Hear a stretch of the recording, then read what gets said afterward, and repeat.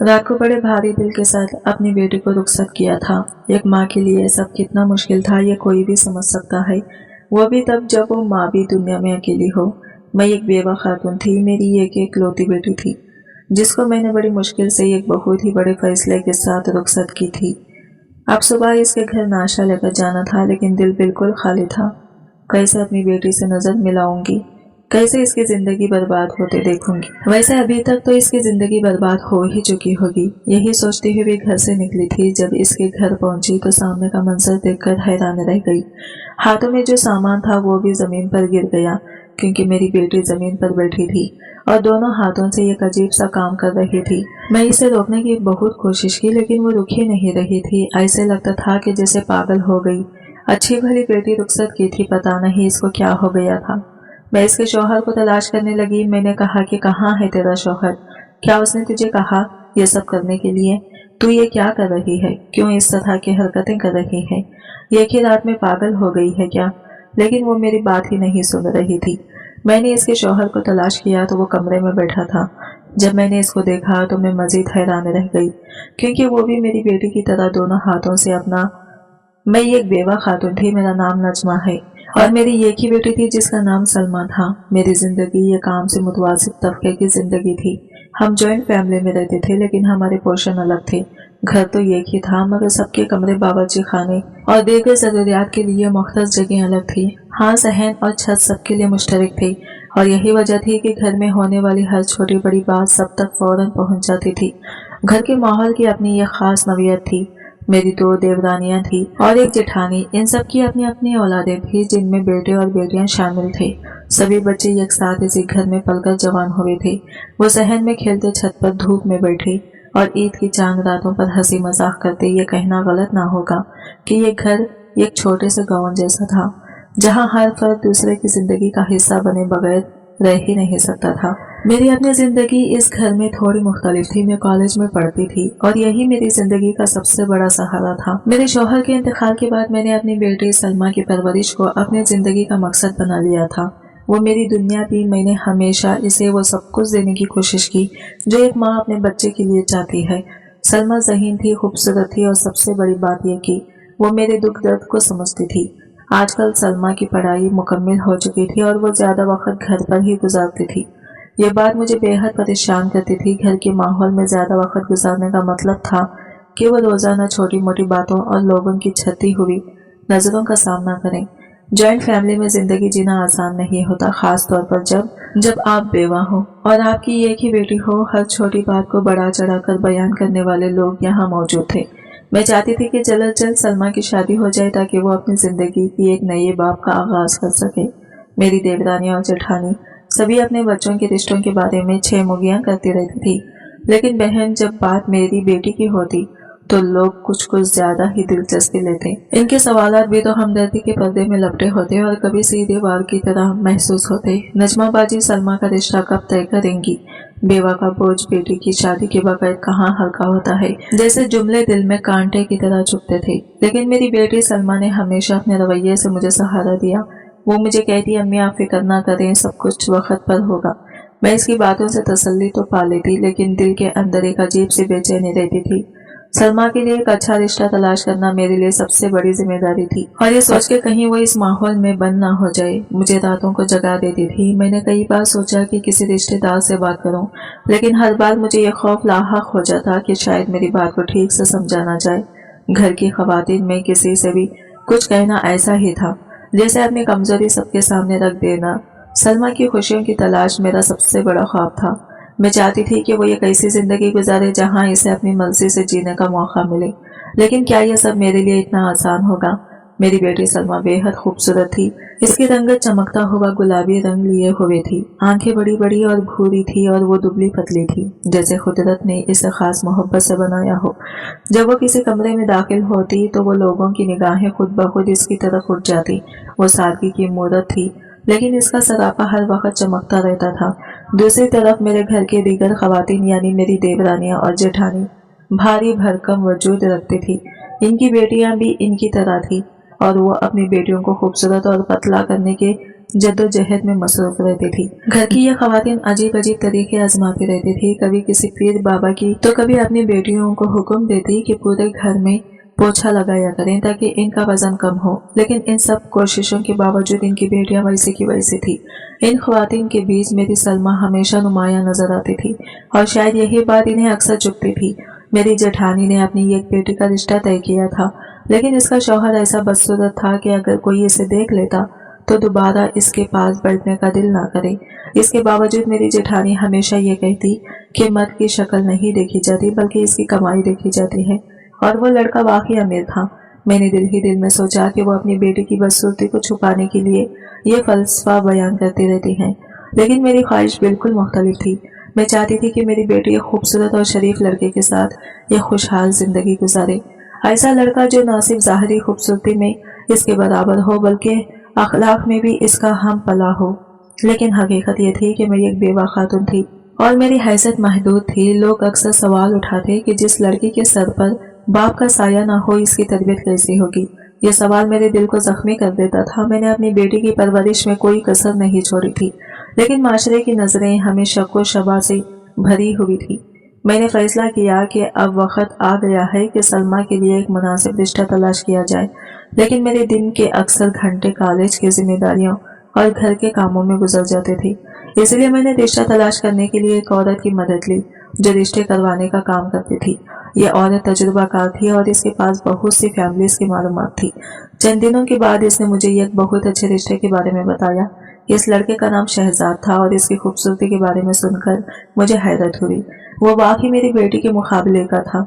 इसकी नौकरी अच्छी थी, घर के माली हालात मजबूत थे और फैमिली भी छोटी और शाइस्ता थी। जब मैंने इस लड़के का तस्वीर देखी तो मेरे दिल ने फौरन कहा कि यह रिश्ता बेहतरीन है। ये वही था जो मैं अपनी बेटी के लिए चाहती थी। मैंने इस बात को अपने दिल में छुपाए रखा और किसी से जिक्र तक नहीं किया। मैंने सोचा कि इस बार अपनी बेटी की किस्मत को हर किस्म की नजर से बचाने के लिए यह बात सिर्फ सलमा के साथ शेयर करूंगी। जब मैंने सलमा को शहजाद की तस्वीर दिखाई तो इसकी आंखों में भी पसंदीद की झलक नजर आई। वो बोली, अम्मी लड़का वाकई अच्छा लगता है। ये सुनकर मेरे दिल को सुकून मिला और मैंने तय कर लिया कि हमें फौरन ये रिश्ता पक्का कर लेना चाहिए।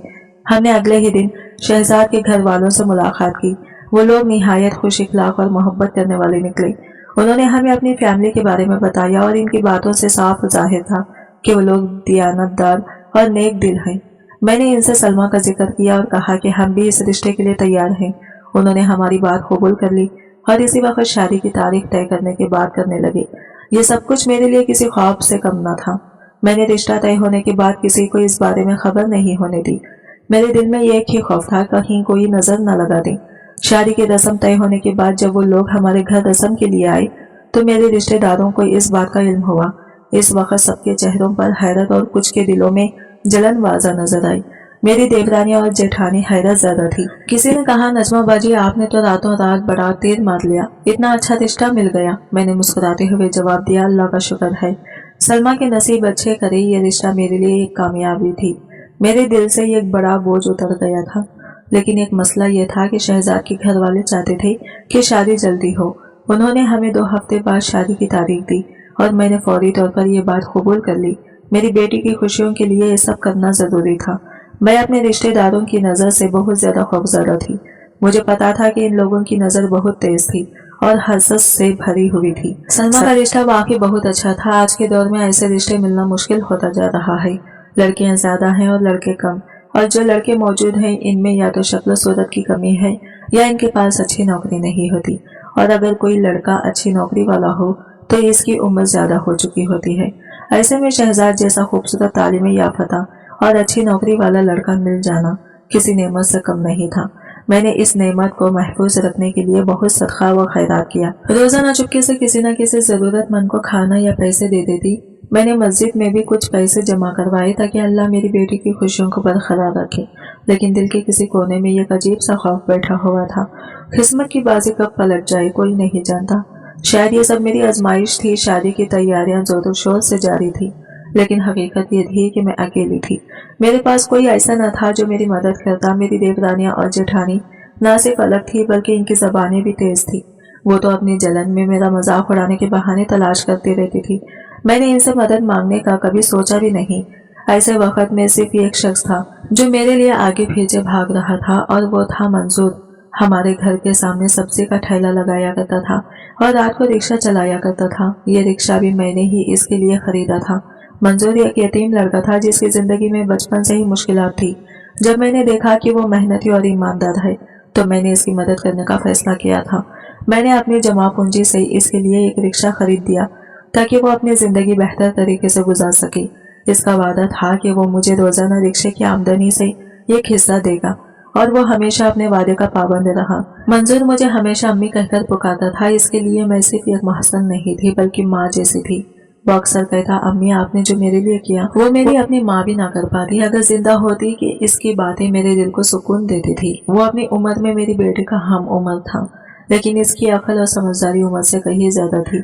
शादी की तैयारियों में मंजूर ही मेरा सहारा था। वो हर काम के लिए भाग दौड़ करता। मार्केट से सामान लाना हो, दावतनामे तकसीम करना हो या शादी के इंतजाम देखने हो, मंजूर हर वक्त हाजिर होता। अगरचा वो खुद यह गरीब लड़का था लेकिन इसके दिल में अमीरी का समंदर था। जब मेरे ससुराल वालों ने एक तनख्वाह भी इधर से उधर करने की जहमत ना की तो मंसूर ने बेटे की तरह मेरा साथ दिया। मेरे ससुराल वालों के रवैये ने मुझे मजीद एहसास दिलाया कि इनकी जलन और हसद किसी भी हद तक जा सकती है। वो ना सिर्फ खुद हाथ पर हाथ धरे बैठे रहे बल्कि इनके तबसरे भी मेरे दिल को छलनी कर देते। कोई कहता ये बेवा औरत अकेले क्या कर लेगी, तो कोई कहता ऐसी तैयारियां तो हमने कभी ना देखी थी, ये सब कैसे कर लिया। लेकिन मैं इन बातों को नजरअंदाज करती रही। मेरे लिए सबसे अहम सलमा की खुशी थी और मंसूर की मदद से मैं हर मुश्किल को आसान बनाते जा रही थी। शादी के दिन करीब आ रहे थे और मैंने दिन रात एक कर दिया था। हर चीज पर नजर रखनी पड़ती थी क्योंकि मैं नहीं चाहती थी कि किसी किस्म की कमी रह जाए। सलमा की मेहंदी का जोड़ा, निकाह के कपड़े, जेवर, दावती इंतजामात और घर की सजावट, हर चीज का इंतजाम हो चुका था। मंसूर ने इस काम में मेरी मदद का हक अदा कर दिया था। वो न सिर्फ मेरे कामों का ख्याल रखता बल्कि मेरी हौसला अफजाई भी करता। आखिर वो दिन आ ही गया जिसका इंतजार था। शादी का दिन था और निकाह की तकरीब होने वाली थी। हर कोई हैरान था कि मैंने ये सब अकेले कैसे कर लिया। मेरे ससुराल वालों की नजरें बार बार मेरी तैयारियों पर जा रही थी। वो हैरत में थे कि एक बेवा औरत ने इतनी शानदार तकरीब कैसे मुनक़िद की। मैं जानती थी कि इनकी हैरत में हसद की चमक भी शामिल थी। मैंने सबके सामने मंसूर का जिक्र किया। मैंने कहा कि यह सब मंसूर की मदद के बगैर मुमकिन नहीं था। इसने बेटे का फर्ज अदा किया है। लेकिन जैसे ही मैंने ये बात कही लोगों की नजरें बदल गई। कुछ ने कहा मंसूर ये गरीब आदमी है, छोटा आदमी है, इसे इतनी अहमियत मत दो, ये लोग एहसान फरामोश होते हैं। लेकिन मैं इन बातों पर कान नहीं धरती। तभी मुझे मंसूर पर पूरा भरोसा था। वो एक ईमानदार और नेक दिल इंसान था और मुझे यकीन था कि वो मेरा भरोसा कभी नहीं तोड़ेगा। लोगों की बातें मेरे लिए कोई माने नहीं रखती थी क्योंकि मैं जानती थी कि मंसूर की मदद के बगैर ये सब कुछ मुमकिन नहीं था। ये शादी का दिन था और मेरे दिल में अजीब सी बेचैनी थी। शायद ये खुशी और परेशानी का इम्तियाज था, लेकिन मैंने इस पर ज्यादा गौर नहीं किया। सब कुछ अच्छा लग रहा था। सलमा खुश थी, बारात वाले आ चुके थे और निकाह का वक्त करीब था। रिश्तेदारों की बातें, इनकी नजरें और इनके रवैये मुझे शुरू से ही अजीब लगते थे, लेकिन आज वो सब ज्यादा मुतमईन नजर आ रहे थे। मैंने सोचा कि शायद दिलों से नफरत निकल गई हो और ये सब अब हमारी खुशी में शरीक होना चाहते हो। बारात वाले बैठे थे। निकाह के लिए इंतजामात मुकम्मल हो चुके थे। सब कुछ बेज़ाहिर अच्छा लग रहा था, लेकिन फिर अचानक मैंने बारातियों को आपस में कुछ सरगोशियां करते देखा। दुल्हे की माँ, जो इस वक्त तक परसुकून नजर आ रही थी, अचानक से दुल्हे के कान में कुछ कहने लगी। मेरा दिल जोर से धड़कने लगा। क्या हो रहा था? क्या गलत हो सकता था? चंद लम्हे बाद दुल्हे की माँ मुझे एक तरफ ले गई। इसके चेहरे पर एक अजीब सा गुस्सा और तहरीर का तासिर था। इसने कहा, आपने हमारे साथ बहुत बड़ा धोखा किया है। आपकी बेटी का तो किसी और के साथ चक्कर चल रहा था। ये देखिए, ये तस्वीर। मैं इसके हाथ में चंद तस्वीरें थी और इन तस्वीरों में सलमा किसी लड़के के साथ अजीब हालत में बैठी नजर आ रही थी। मैंने तस्वीरें देखी तो जैसे मेरे कदमों तले से जमीन निकल गई। ये तस्वीरें, ये लड़का कौन था? हमने तो इसे कभी देखा भी नहीं था। मुझे फौरन एहसास हुआ कि ये कोई साजिश थी। ये तस्वीरें जाली थी, शायद फोटोशॉप या किसी और तनकिया से बनाई गई थी। लेकिन दुल्हे की माँ और बाराती ये सब बात मानने को तैयार नहीं थे। इनके अल्फाज मेरे दिल को चीर रहे थे। वो कहने लगे, हमने यतीम लड़के से शादी करना ही नहीं चाहिए थी। ऐसे लड़कियों का किरदार भरोसे के काबिल नहीं होता। इनके अल्फाज जहर से भरे हुए थे और मेरे दिल में बेशुमार सवाल उठने लगे। मैंने हर मुमकिन कोशिश की कि इनको समझाऊं, लेकिन किसी ने मेरा एक ना सुनी। दुल्हे की माँ कहने लगी, हमारे बेटे में कोई कमी नहीं है, वो ये खूबसूरत तालीम याफ्ता और अच्छे मुस्तकबिल वाला लड़का है। हम अपनी इज्जत खराब नहीं कर सकते, हम इस लड़की के साथ शादी नहीं करेंगे। ये कहते हुए वो उठ खड़े हुए।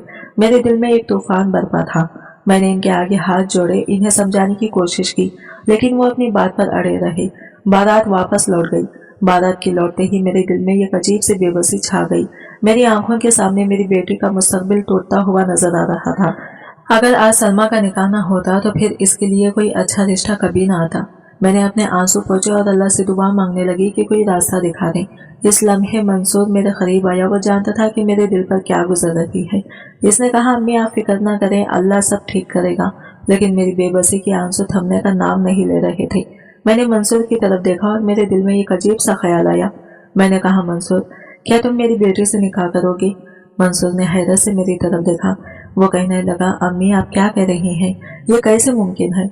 मैं यह गरीब आदमी हूँ, आपकी बेटी तो मुझसे कहीं बेहतर है। लेकिन मैंने कहा, मुझे कुछ नहीं मालूम, मेरी बेटी का निकाह आज ही होना चाहिए, वरना इसकी जिंदगी बर्बाद हो जाएगी। मंसूर ने खामोश हो गया। शायद वो मेरे दिल के हालात को समझ चुका था। अगर आपको लगता है कि ये सच है तो मैं आपके फैसले पर अमल करने को तैयार हूँ। मैंने अल्लाह का शुक्र अदा किया, लेकिन मेरे दिल में अजीब सी कश्मकश थी।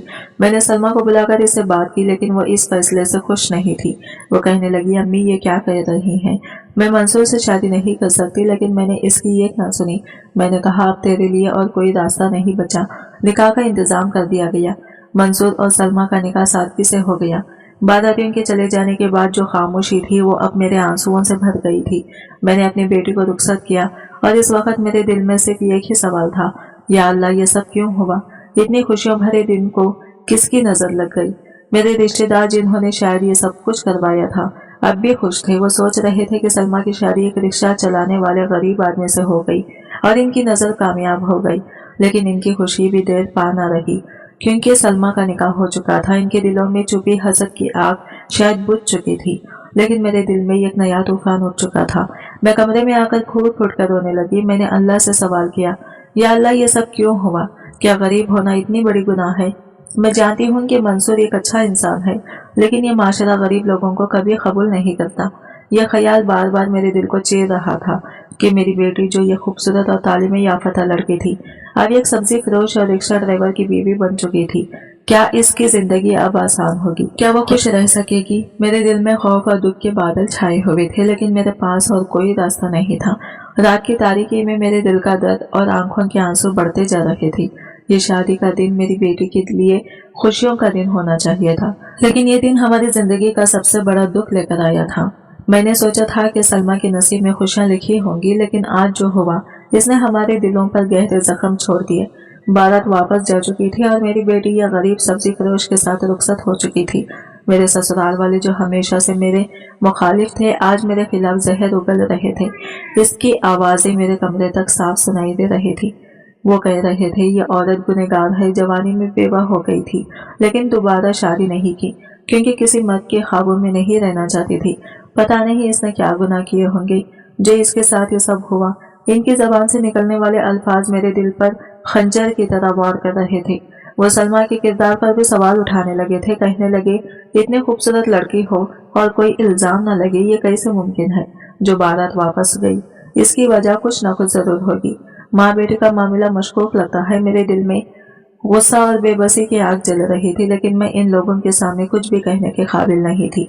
इनके जहर भरे अल्फाज मेरे दिल को मजीद जख्मी कर रहे थे और इनका मकसद मुझे गुनहगार साबित करना था। इनका यह रवैया मेरे लिए कोई नया नहीं था, लेकिन आज इनकी बातें बर्दाश्त से बाहर हो चुकी थी। इस रात में सारी रात सो न सकी। मेरे कमरे में तन्हाई थी और मैं अल्लाह के सामने झुककर सिर्फ एक ही दुआ कर रही थी, या रब मेरी बेटी का नसीब बदल दे, इसकी जिंदगी में आसानियां पैदा कर दे। मैं तहज्जुद के वक्त सजदे में गिर रही रोती रही और अपने दिल का हाल बयान करती रही। कहते हैं कि तहज्जुद अल्लाह की लाडली इबादत है, लेकिन मुझे मालूम था कि ये दुनिया कोई जादू की कहानी नहीं है जहाँ अचानक सब कुछ ठीक हो जाए। अल्लाह ने दुआ कबूल करनी होती है, लेकिन वो वक्त के साथ ही सब कुछ बेहतर करता है। मेरा दिल सुकून के लिए तड़प रहा था, लेकिन हालात को देखते हुए सुकून का कोई निशान नहीं था। मेरे रिश्तेदारों ने हमारी इज्जत को मिट्टी में मिला दिया था। वो ना सिर्फ मेरे खिलाफ बल्कि मेरी बेटी के खिलाफ भी बातें कर रहे थे। इनका कहना था कि गरीब आदमी से शादी करवा दी, बेटी की जिंदगी बर्बाद कर दी। मैं जानती थी कि इनकी बातों में सिर्फ हसद और बदगुमानी छुपी हुई थी। वो हमेशा से चाहते थे कि हमें नीचा दिखाएं और आज वो अपनी साजिशों में कामयाब हो चुके थे। मैंने मंसूर के बारे में सोचना शुरू किया। मंसूर एक गरीब आदमी था लेकिन दिल का बहुत अच्छा था। वो हमेशा मेरे काम आता था और आज भी इसने मेरी बेटी के लिए अपनी जिंदगी कुर्बान कर दी थी। मंसूर का दिल बड़ा था और इसकी नीयत हमेशा साफ रही थी। वो मेरी बेटी की उम्र का ही था, लेकिन माशरती तौर पर हम दोनों के बीच एक बहुत बड़ा फर्क था। मंसूर सब्जी बेचता था और रात को रिक्शा चलाता था। ये सब कुछ इसके लिए काफी था, लेकिन माशरे के मियार के मुताबिक वो एक नाकाम शख्स था।